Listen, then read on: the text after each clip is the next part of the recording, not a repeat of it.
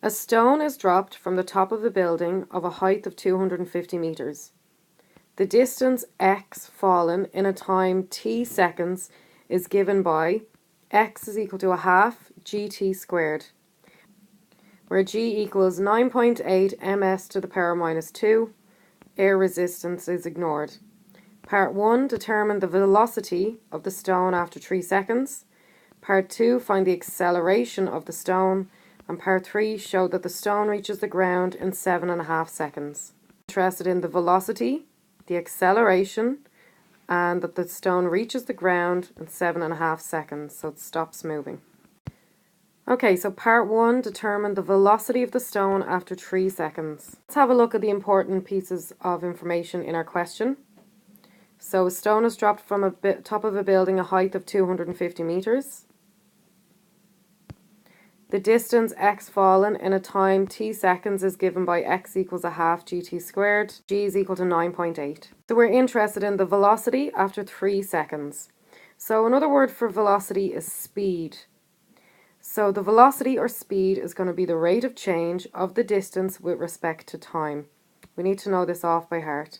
That velocity or speed is the rate of change of distance with respect to time. So therefore velocity is going to be dx dt. So we're going to differentiate x with respect to t, this being x. So we're going to basically find the derivative of x equals a half gt squared. We're going to differentiate the function x with respect to t.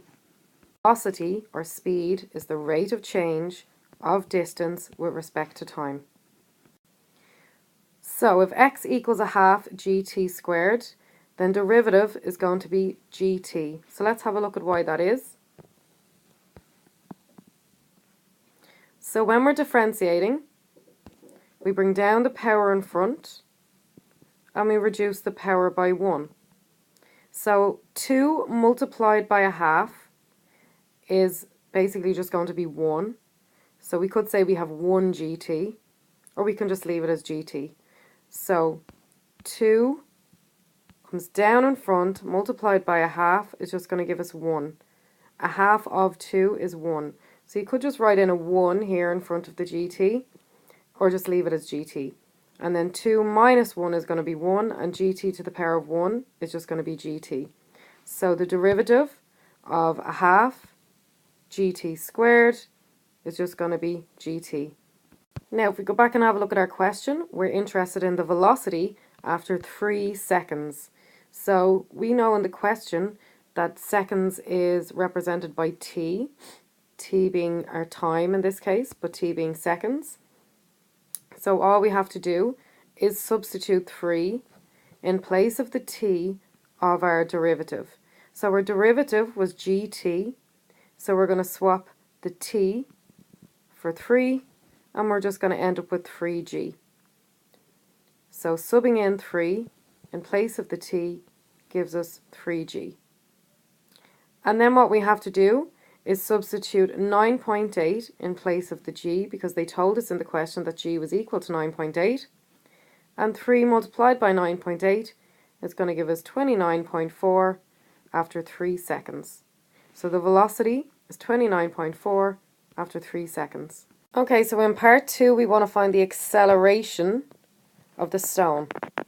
An acceleration is the rate of change of the velocity with respect to time. So acceleration is the rate of change of the velocity with respect to time. So we found the velocity to be gt because we differentiated a half gt squared and we got gt. So differentiating our x function gave us the velocity, which is gt. And we know that g is equal to 9.8, so I'm going to swap the g for 9.8. So our velocity is 9.8 t. And then what we have to do is differentiate the velocity with respect to t. So get dv dt, differentiate the velocity with respect to t. So we're going to differentiate 9.8 with respect to t. So we just cancel out the t and we're left with 9.8. So the acceleration is 9.8 ms to the power minus 2. So part 3 asks us to show that the stone reaches the ground in 7 1/7 seconds. Let's have a look back at the first part of our question. We were told that the stone is dropped from the top of a building that is 250 meters in height. The distance fallen in a time t seconds is given by x equals a half gt squared. So this half gt squared represents the distance. And if the building is a height of 250, then the distance is 250. So we're trying to find t when x is equal to 250. So we're basically trying to find the time. Now we know from the question that it takes 7 1/7 seconds to do that, but we have to prove it. So what we're going to do is let a half gt squared equal to 250, because if this represents the distance and this is the height of the building, then they equal each other. So a half gt squared equals 250. So now we need to solve for t.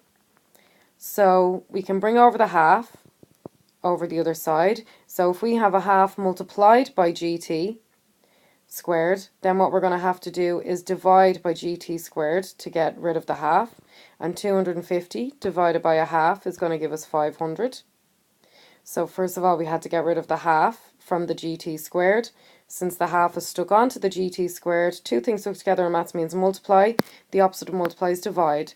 So to get the gt squared on its own, we would have to divide by 250 by a half, and 250 divided by a half would give us 500. Then we'd also need to get rid of the g, and again we'd need to divide, so it would end up being 500 divided by g. So we've got t squared equals 500 divided by g, and then we can swap the g for 9.8 because we were told in the question g is equal to 9.8. We have t squared now equals 500 over 9.8, so t is going to be equal to the square root of 500 over 9.8, because the squared comes over the equal sign and becomes square root. Now I don't want to have a decimal inside my fraction, so I'm going to multiply the top and the bottom by 10. So that 9.8, the decimal moves one place to the right and becomes 98. And then we just add on a 0 to the 500, so we get 5,000. And 5,000 divided by 98 will simplify to give us 2,500 over 49. The square root of 2,500 will be 50. The square root of 49 will be 7. And 50 divided by 7 will give us 7 1/7. So the time it took for it to reach the ground was 7.17 seconds.